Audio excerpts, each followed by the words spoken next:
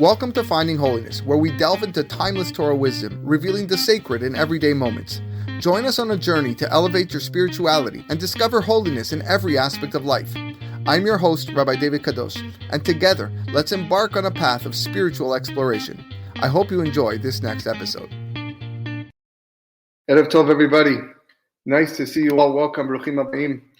Joining us live tonight for our Thursday night Parashat Shavua Shiur, or listening in the future on our podcast, findingholiness.com, Spotify, Apple Podcasts, wherever you hear your podcast. Bruchim Habayim, it's great to have you along with us. Tonight we are studying Parashat Vayikra, the first parasha in the third book of Moshe Rabbeinu, Sefer Vayikra. It's also Shabbat Zachor. Tonight's shiur is dedicated and sponsored by Mr. and Mrs. Jacob Cohen in memory of his father, Mr. Meir Cohen, Zichrono Livracha. May the words of Torah that we say this evening be leilu nishmatot nafshot tzerura vitzror achaim. The parasha opens with a discussion. Most of the parasha deals with the korbanot, the laws of the korbanot that must take place for multiple reasons in a person's life, whether a person simply wants to give an offering, a peace offering, a sin offering. The pasuk begins, Vayikra el Moshe, God calls Moshe, Vaydaber Hashem elav, and he speaks to him me'ohel moed, from the Ohel Moed, saying, Adam ki akriv mikem korban na'asher, when a person from among you will bring a korban to God, min ha-behema, min ha-bakar, umin ha-tzon, from the cattle and from the flocks, takrivu et korbanchem, that's what you shall bring your offering. From there, that's how you should bring your offering. The Baal Shem Tov cites an idea in his commentary, an unbelievable idea that we want to focus on tonight. And he says, Shekol harefuot lamad mipasuk Vayikra el Moshe. He says all of the cures on earth, every type of cure towards any type of malady or sickness, is learned from the words Vayikra el Moshe, and he called to Moshe. So this is very, very deep. It is well known that the teachings of the Baal Shem Tov are designed to teach a person how to live, to teach a person how to properly serve HaKadosh Baruch Hu, how to strengthen his connection with God in all aspects of life. So we have to figure out exactly what the Baal Shem Tov saw in these words, Vayikra el Moshe, and he called to Moshe, where he felt all maladies can be cured, all sicknesses can be cured through these words, Vayikra el Moshe. So there's a midrash, and the midrash says as follows: Vayikra el Moshe vaydaber Hashem. Mikan amru. From here they said, Kol tamid chacham she'en bo da'at nevela tova hemenu.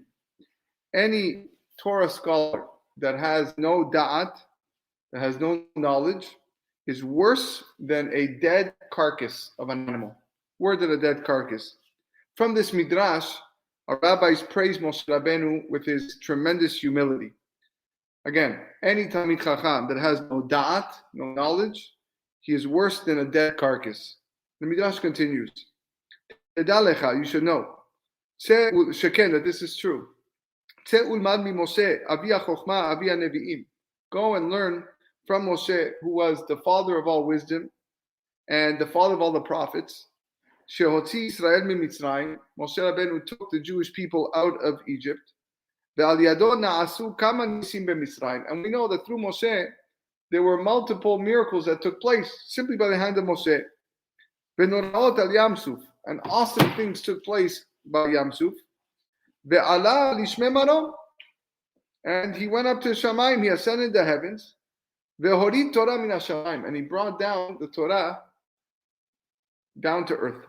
And he dealt with the building of the Mishkan. With all this, he had no permission. He didn't go in. He didn't walk through. He couldn't go into the Ohel Moed without permission.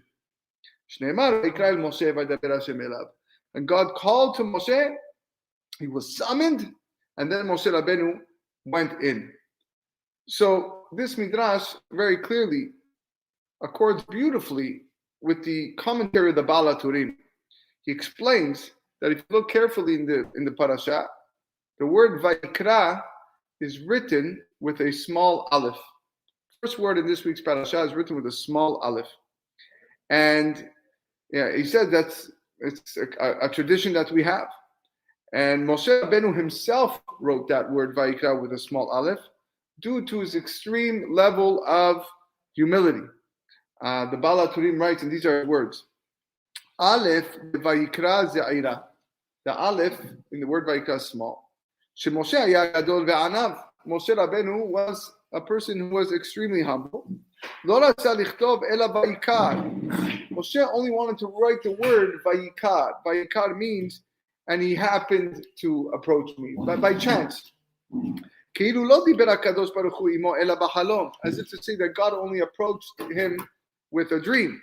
Like when God spoke to Bilam, he used the word Vayikar. He only appeared to him by chance. God told Moshe Rabbeinu, no, I want you to write the word Vayikra with an aleph. I'm calling you. And Moshe Rabbeinu then requested that at least he write it with a small. I want the aleph to be small. And he wrote it with a small aleph. So we need to explain why God agreed to Moshe's request to write the word Vayikra with a small aleph.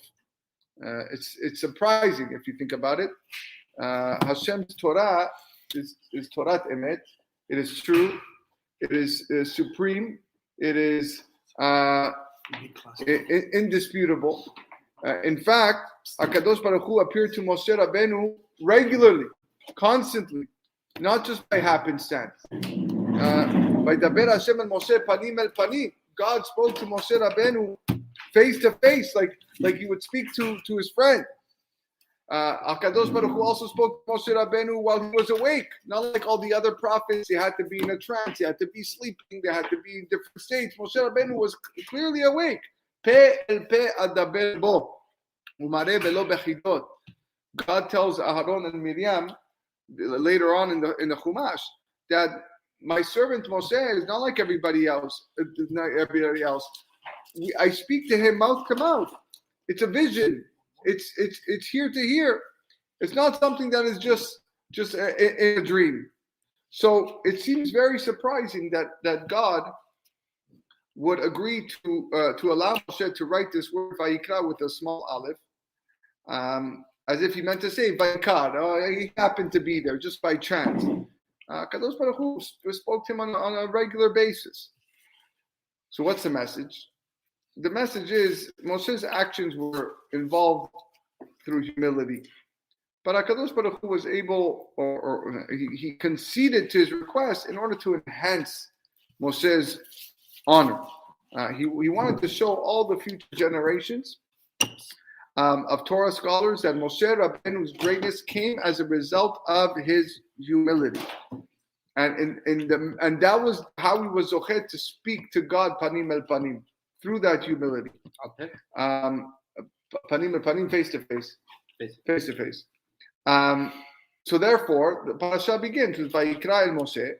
He called to Moshe, and he spoke to him from Ohel Moed, saying, Hashem is telling the children of Abraham, Isaac, and Yaakov, all of Bnei Israel, that those who are going to study Torah Moshe, anyone who's going to study the Torah of Moshe, they have to consider that message of the small aleph. The fact that the word Vayikra is written with a small aleph, because that tells us and it teaches us how Moshe Rabbeinu achieved that success. Hashem invited him to the Ohel Moed to speak to him as he was a close friend. Not to chas v'shalom fall into the category of a person who is Talmid Chacham she'en bo da'at, like we said, a Torah scholar that has no knowledge. And that's an individual who is arrogant as a result of his Torah scholarship. And the rabbis say that person is worse than a dead carcass. A carcass is better than that person. And we're going to explain, we're going to go deeper into this. In fact, there's a Gemara that we've spoken about in this shiur earlier. In Masechet Shabbat. The Gemara says that the rabbi said to Rabbi Yoshua ben Nevi that certain young students came today to the Bet Midrash and they made comments concerning the letters Aleph Bet.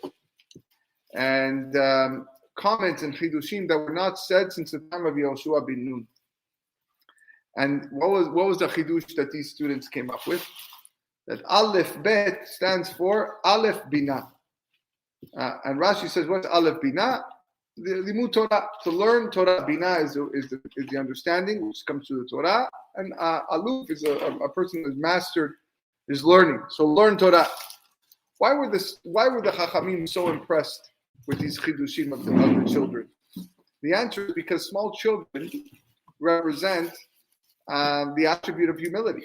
Because of their stature, they're not arrogant towards one another. So God arranged specifically for small children to present this idea. Aleph Bet is Aleph Bina. The message to learn Torah. You want to succeed in your studies, you want to succeed in your Yirat Shamayim, you have to keep in mind the small Aleph, the Aleph of Vayikra. That reflects Moshe Rabbeinu's degree of humility, and through that humility, he was privileged to enter the inner chambers of the Ohel Moed to speak directly with HaKadosh Baruch Hu. Okay. We're going to now go a little bit deeper. And we're going to ask 3 questions. Number 1, why did the Torah choose to teach us this lesson of humility, of Moshe's extreme humility, from the Pasuk Vayikra el Moshe, that opens up this parasha? Following this Pasuk, we have the commandments of Adam ki akriv mikem korban, a man who offers a korban. So it's an introduction to all the korbanot. So why specifically this pasuk? Number 2, the Midrash basically lays its claim that Moshe Rabbeinu had this extreme humility because he waited to be called by Hashem until he was summoned by God in order to enter the Ohel Moed. And then the Midrash says this question of Mikan amru kol tamid chacham she'en bo da'at nevela tova emen. That any Tamid Chacham who does not have knowledge, does not have da'at, okay, then a carcass is better than him. So the Midrash, first of all, indicates that humility is connected to da'at, knowledge. How does that work? How is humility connected to da'at? Knowledge and humility don't seem to go hand in hand. They're both important, but what's a connection over there? And that's why the Midrash defines an arrogant Tamid Chacham as a person who's en bodat, who has no knowledge.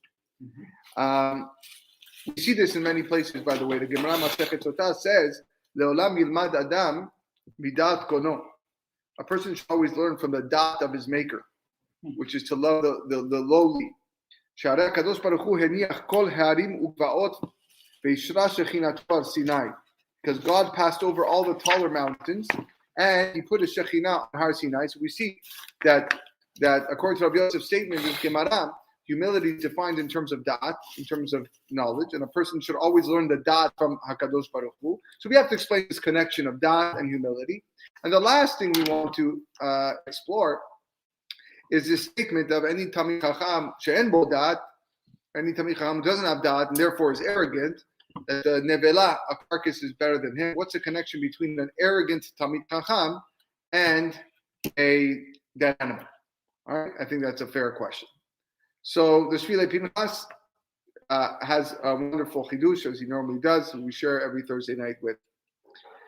And he says, let's fast forward a little bit to Pinchas, Parashat Pinchas.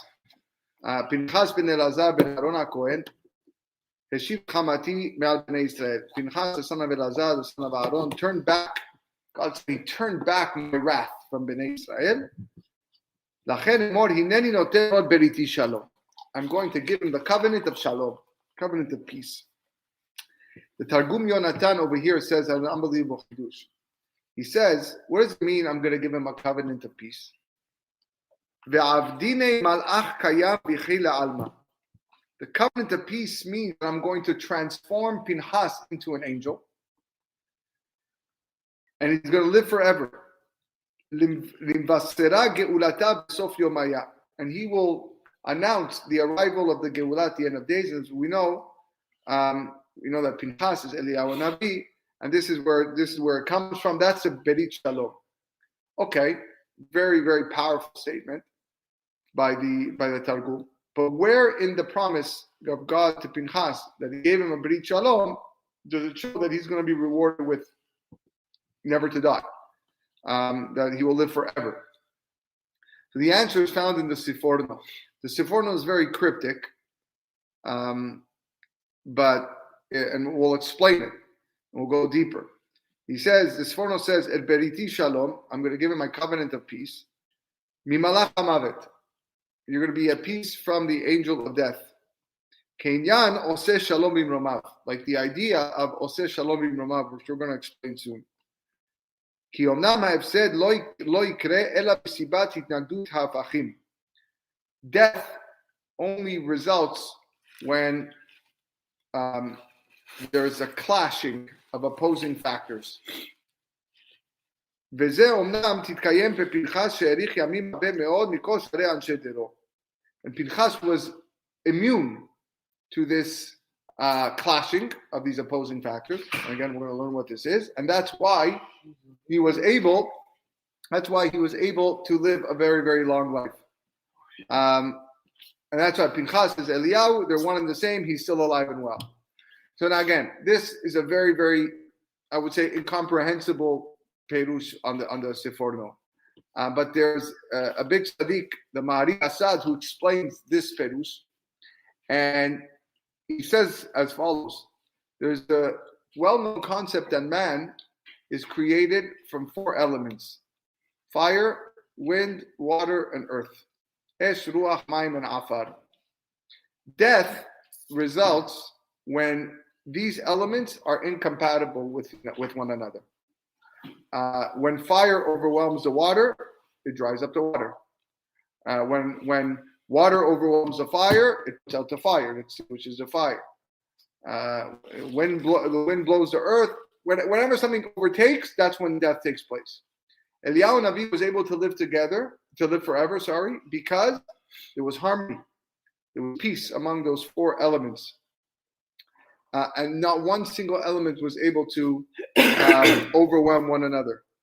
And as a result, he was immune to death. So the pasuk says, "Hineni noten lo beriti shalom." I'm giving Eliyahu or Pinchas the covenant of peace. What was that peace? The fact that those 4 elements were able to live harmoniously, beyachad, b'shalom, and that's why he wasn't able to die. The cause of death, the clashing of the opposing forces, never took place. And we see that in many places that talk about Eliyahu Nabi. It says, "Beriti hayta ito ha'chaim ve'ashalom." Sefer Malachi. My covenant of life and shalom was with him. Ha'chaim ve'ashalom. The basic elements of life that we have of chaim was b'shalom. It was with peace.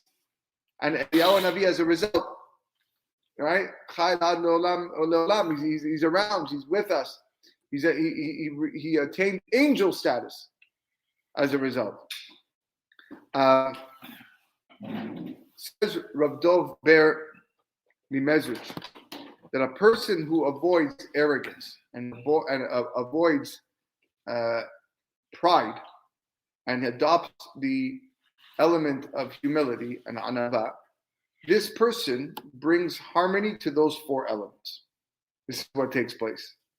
When there is no humility, when that's absent, then what ends up happening is you have these elements fighting, because each one thinks it's better than the other. Each one wants to overtake, and a person dies prematurely or causes them to sin.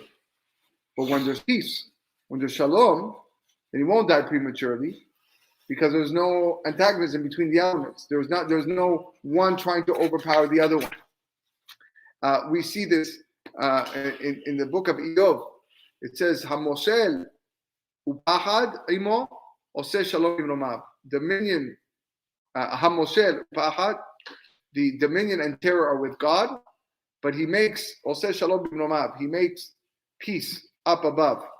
What's the peace up above?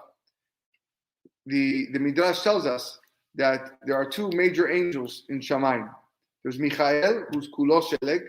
Michael is the angel that is all white as snow, which represents water, which represents, snow is made from water, which represents chesed, kindness.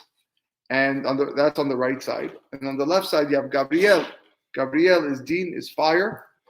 But up above, they're Oseh Shalom Romav. They're at peace. They represent two opposing forces, right? Fire, can evaporate water, too much heat, and water can extinguish the fire. But HaKadosh Baruch Hu makes peace between them. They live side by side together beautifully. It says in Magid Mezrich that the existence of everything around us, the status of everything that has been created, stems from ayin with an aleph, which is nothingness. When every creature, everything understands that its own essence, its own value in relation to the infinite light of HaKadosh Baruch Hu is insignificant, it begins to perceive itself as nothing. So then it wonders, why am I here?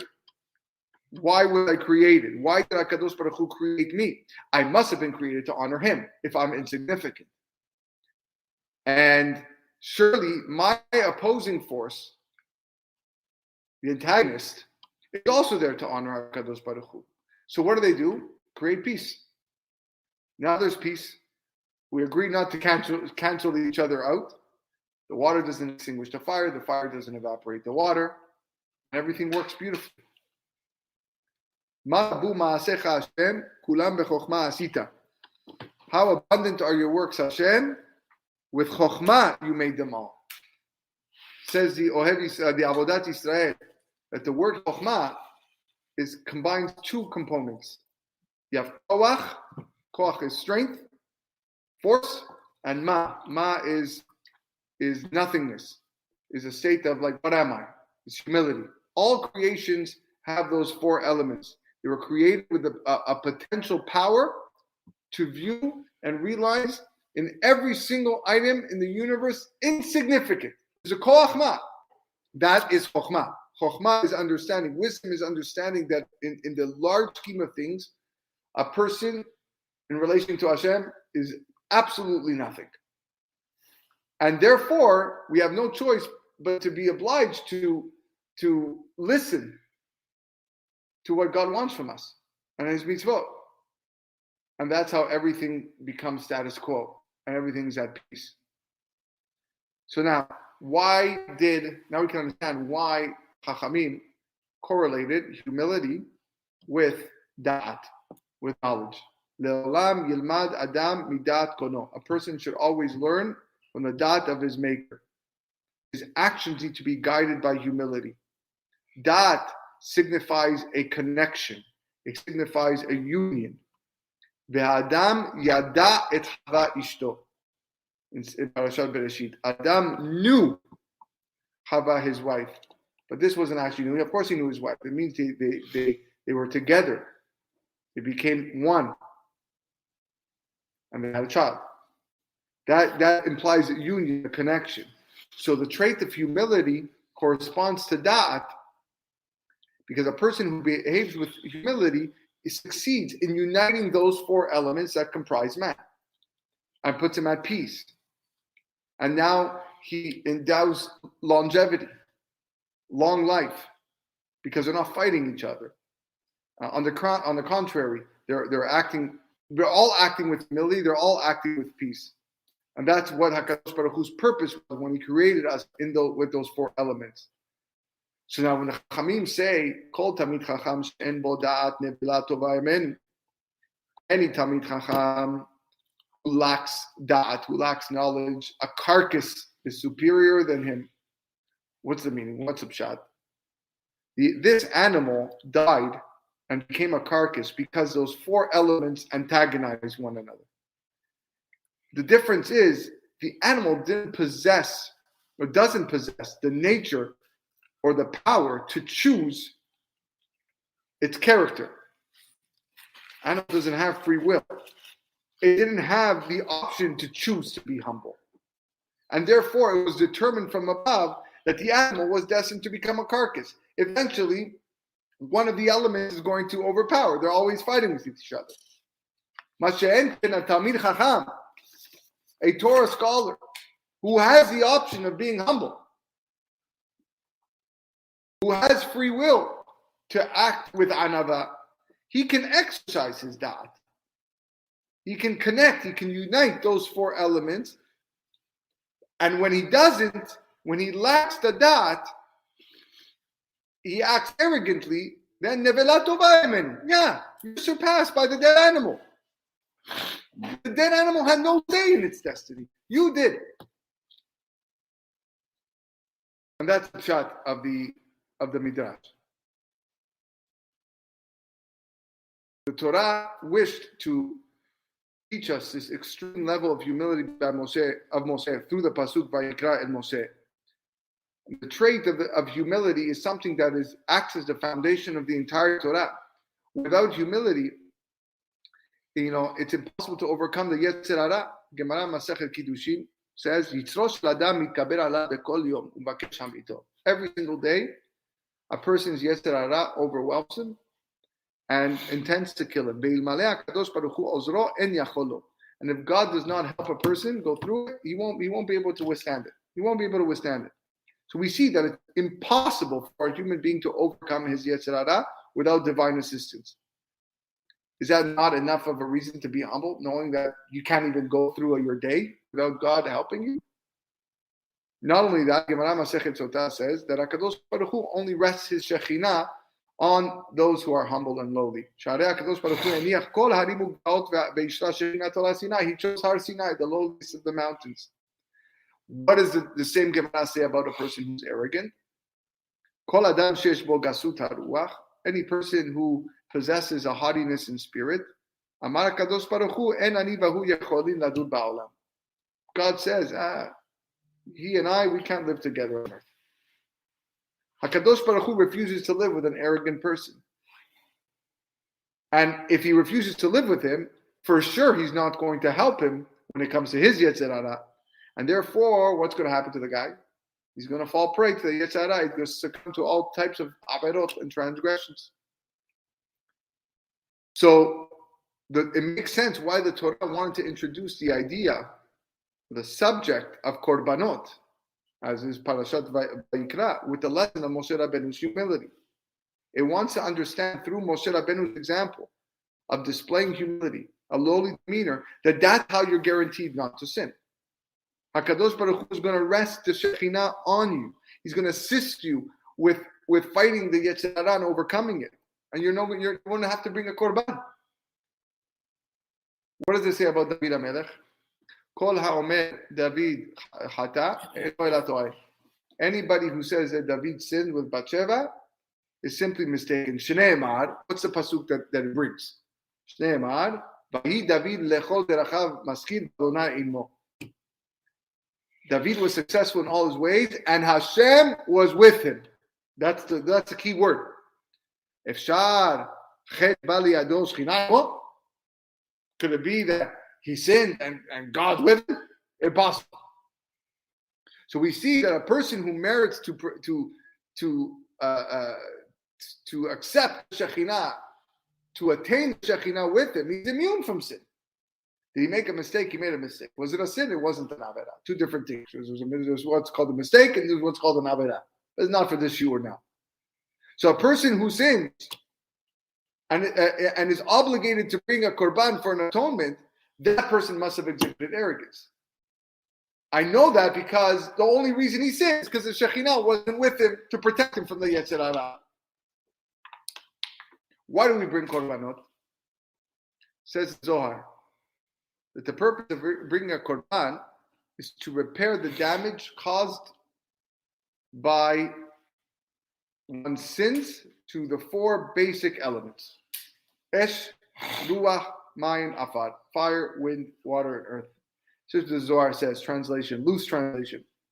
When a man damages his four basic elements, it's like he's injuring his soul. Pasuk says in Sefer Bamidbar, "Me'asher chata ala nafesh," for having sinned regarding the soul. Is that why they say anger is one of the worst qualities for a person? Yes. Yeah. The Gemara talks about anger being, stemming from arrogance, and can lead a person to idol worship, even, right? So the Zohar says when that happens, when a person sins, that the element of fire separates from the element of water, the element of wind from the element of earth, and then he damages it. And now he creates fight. He creates controversy. The name of Hashem leaves that person, and the Yetzer Hara enters in the form of the Satan. So what does a person have to do, says the Zohar? He has to bring a korban from the same categories that he damaged, to bring those four elements back together. And then Hashem comes back, the Satan leaves. And if he doesn't leave, then the fire of the korban that's burning on the Mizbeach consumes the Satan. So the source of all averot is through the characteristic of ga'ava, of arrogance. HaKadosh Baruch Hu refuses to dwell with a person who exhibits arrogance and he does not wish to rest his Shekhinah on him. And that person is deprived from any type of assistance here on earth. He can't succeed. Can't succeed. The Yetzer Hara will destroy him instantly. So the arrogant sinner now causes significant damage to those four elements that are inside him, because those elements refuse to submit to each other with humility, exemplifying what it is, koach ma, the strength of what am I, the strength of nothingness. Each one of those elements tries to overwhelm each other.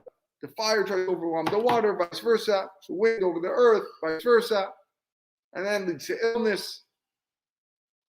And then, chas v'shalom, untimely death. Kadosh Baruch Hu doesn't want people to die. He doesn't want the wicked to suffer. They're his children. Banim atem l'Hashem Elokechem. Every Jew is a son to God. I want my son to do well. If my son goes off the path, I don't leave him there.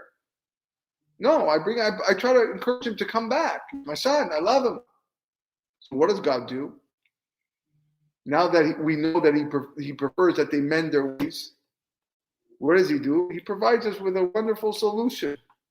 A korban. A korban is brought and it's offered to atone. Not only is one living creature, an animal, brought as a substitute for another, but those four elements which were damaged are rectified. They're now fixed. The Ramban says the sinner has to have in mind that everything that is being done to that animal on that Mizbeach should have been done to him. The slaughtering, the spilling of the blood, everything should have been done to him. Why? Why does a person have to think that? Because we need to break him. We need to make him feel little. It will break his spirit. It will humble him. Pasuk says, David HaMelech in Tehillim, Zivche Elokim Ruach Nishbara. The sacrifices of God are a spirit that is broken. Now you're humble. That's what a korban does to you. You're only here because you were arrogant, because you thought you knew better. And that's why you sinned. And when you bring back those four elements, then everybody lives together in peace and harmony. So now it makes sense why the Torah teaches us a lesson concerning Moshe's extreme humility as an introduction to these parashiot of the korbanot. We're supposed to realize that if a person adopts that demeanor of humility and low stature, he's guaranteed he's not going to sin. Guaranteed, there's no illness. Humility will cause those four elements to be unified as one. They're not going to fight one another. They're not going to try to overwhelm one another. They're going to coexist in peace, in harmony. And then there's going to be no reason to bring a korban for the sake of remedying any damage, because there was no damage that was caused. That's the meaning of the Baal Shem Tov. That's the meaning of what the Baal Shem Tov said, that he learned that every cure comes from these three words, Vayikra el Moshe. Because the source of all sickness and disease is the poison of ga'ava, of arrogance and haughtiness that has been permeated and injected into all those four elements. Rather than living at peace, b'shalom, they antagonize and oppose one another. And that's why Kadosh Baruch Hu presents this pasuk Vayikra Moshe as an introduction to the korbanot. A person who adopts that way of living, of humility, lowly demeanor, he's not going to need a korban. He's not going to need a korban to rectify all those four elements that he is made of. His humility is going to put it all together. And that's the cure for all remedies. That's a cure for any person who experiences illness or sickness. It's all because he's far from God. He's done something to remove himself. So Bezat Hashem will be zochet to achieve that level of humility, a level that is required to harmonize the four elements within us. By doing so, Bezat Hashem will abstain from the averot, and we'll live much more peaceful lives. You know, we live in a world today where everybody wants to get in the last word. Everybody wants to be heard, feel heard, and claim that their opinion or their stance in life is worth more or better or more valuable or more important than anything else, what you think. And so in today's day and age, it's very difficult to accomplish. Oh no, I have to get the last comment in that argument. On that Facebook thread or that social media thing, I need to make sure that I get the last word. And you'll go on and on and on, arguing for hours about usually nonsense. But at that point, it's no longer about the matter, it's about your self-pride. It's all about the arrogance type of thinking, where I gotta be right. My way has to be right. And like this, there's just so many examples, right? This is what's around us. You know what's happening at that moment. You know what's happening while you're saying, I'm going to show this guy. I'm not going to let him talk to me that way. When you're burning inside that feeling, and you can't believe he just said that, and now I got to get him back stronger. You know what's happening when your pride is taking a hit. Well, simple. I'll tell you. The water is extinguishing the fire. The fire is evaporating the water. The wind is blowing the earth all around. And you got four elements there that are just in disarray. And one very, very big mess. One disaster. So to succeed in life, or to succeed in living a life of purity and harmony, we have to work towards our anava, towards our humility, which is a trait of all traits. That's the midah that every book of Musar begins with. Every single one. Without it, don't even bother reading the rest of it. If you cannot attain some level of humility, then don't even continue. If a person that's arrogant, a person that lives with gava and haughtiness, HaKadosh Baruch Hu says, I'm sorry, you and I, we don't have a relationship. You and I can't be together in this world. So Bezat Hashem, one day we work on it more and more and more. Yeah, we will sit with the Moshes after 120 years. We will sit with the Pinchases and the Eliyahu's and the Davids of this world, who made that attribute of humility their claim to fame. And that was their whole purpose of everything. Vayikra Moshe. Moshe didn't want it. He said, please, just call Vayikra. I'm good with it. You happen to come with me. And Hashem said, no. I gotta teach the next generations. I gotta teach your descendants about this importance. We gotta write it. Okay, we'll write it small. No problem. We'll write it small. That's what Moshe Rabbeinu was. Moshe anav meod. Mikol adam. Bezat Hashem will be zochet to that, and we'll merit to see each other b'simcha in the coming of Mashiach b'mirabi amenu. Amen. Wishing everyone a wonderful night.